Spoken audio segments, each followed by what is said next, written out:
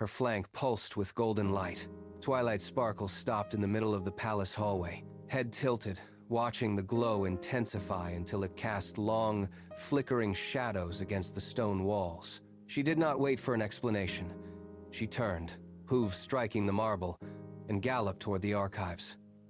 Inside, the air was thick with the scent of decaying parchment and forgotten history. She moved through the aisles, pulling volumes from the shelves, her breath coming in sharp, shallow bursts.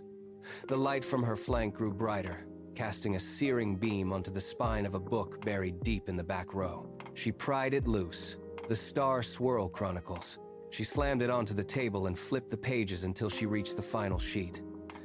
There it was, an ancient map, inked in fading charcoal, with a single jagged line pointing directly into the heart of the Everfree Forest. The map shuddered as the golden light from her flank touched the paper, locking the path into place. She knew then that the forest was not merely a location, but a destination. The Everfree Forest did not welcome intruders. Twilight stepped past the tree line, and the temperature plummeted. Massive, gnarled vines coiled across her path like sleeping snakes, their thorns scraping against her skin with every movement. She pushed forward, but the undergrowth grew tighter, a wall of wood and leaf that seemed to shift whenever she turned her head. She stopped, gasping for air, as the trail she followed vanished into a tangle of roots.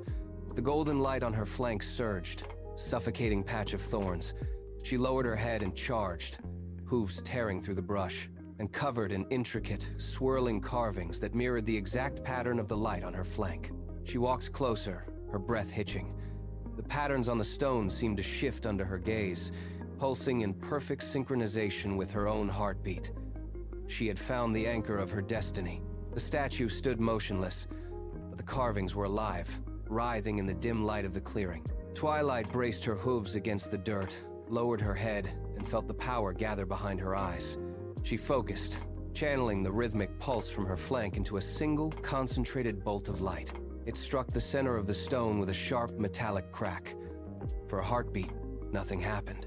The statue drank the energy, its surface turning from dull gray to a translucent, vibrating white. Then, it pushed back. A shockwave of pure, blinding force erupted from the stone, throwing Twilight backward. She scrambled for purchase, but the earth beneath her had lost its solidity. The world began to warp. The trees elongated into streaks of shadow. The sky shattered into fragments of color. Gravity vanished.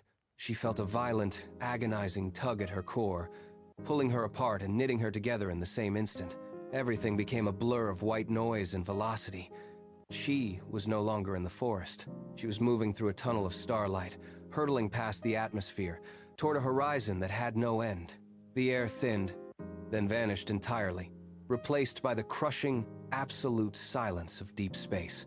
The void collapsed into a vast, shimmering platform of solid stardust. Twilight landed, her hooves clicking against the iridescent surface before they abruptly dissolved. She stumbled, falling forward, then caught herself on 2 feet. She stood, trembling, as the gravity here felt different, lighter, rhythmic. Before her, a palace constructed from captured nebulae and burning stars rose into the infinite dark.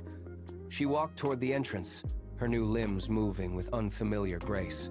Inside, the chamber was a sea of shifting constellations. The king of Starry Vale descended from a throne of light. "Where am I?" she asked, her voice echoing against the stellar walls. The king stopped, his presence radiating a deep, ancient calm. "You have arrived in Starry Vale, the heart of the galaxy.